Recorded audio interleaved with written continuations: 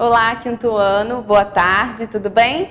Nós vamos começar hoje a nossa revisão para a prova de redação.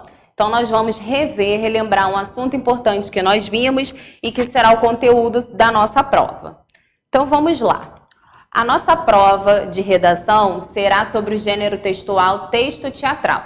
E aí eu coloquei alguns pontos importantes para a gente relembrar e estudar para a provinha de semana que vem, tá? Então vamos lá. O primeiro ponto importante que eu coloquei é para falar para vocês que o texto teatral ele é escrito para ser encenado, ou seja, para ser apresentado ao público. Por isso, ele se organiza em cenas que são situações comunicativas constituídas por diálogos ou monólogos. Segundo ponto, já que os textos teatrais eles são produzidos para serem representados e não contados, geralmente não existe um narrador, fator que o difere dos textos narrativos. Próximo ponto importante. Para prender a atenção do espectador, os textos teatrais eles sempre apresentam um conflito, ou seja, um momento de tensão que será desenvolvido no decorrer dos fatos.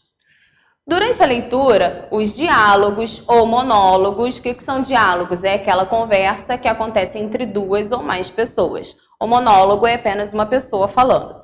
Então, o diálogo ou o monólogo, eles precisam ser lidos em voz alta, mas as rúbricas não. As rúbricas são aquelas observações que tem entre parênteses, que são instruções para a encenação, como a expressão que o artista deve adotar, ou a disposição dos cenários, entre outros. Também vem falando naquela rubricazinha se aquela fala é em voz alta, se está chorando, qual é o sentimento que a personagem está sentindo naquele momento. E, por fim, o texto teatral, assim como qualquer outro texto, ele precisa ter um início, um meio e um fim. E aí eu coloquei para vocês, a introdução ou a apresentação do texto teatral mostra o foco na apresentação das personagens, o espaço, tempo e tempo do tema.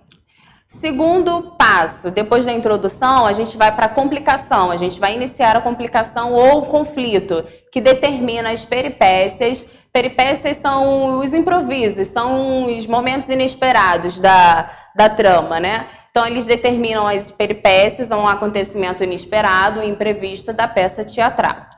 Depois disso, ele apresenta o clímax, que é o momento de maior tensão na trama. E, por fim, o desfecho, que é o fim da ação dramática. Então, você já vem praticando um pouco de texto teatral. Eu falei para vocês no nosso último encontro que eu vou pedir uma tarefinha, vou colocar a tarefa no Teams para vocês me retornarem e eu avaliar melhor como é que vocês estão escrevendo. E aí a gente se encontra novamente no nosso ao vivo para tirar dúvidas, tá bom? Então até o nosso encontro. Um beijo para vocês.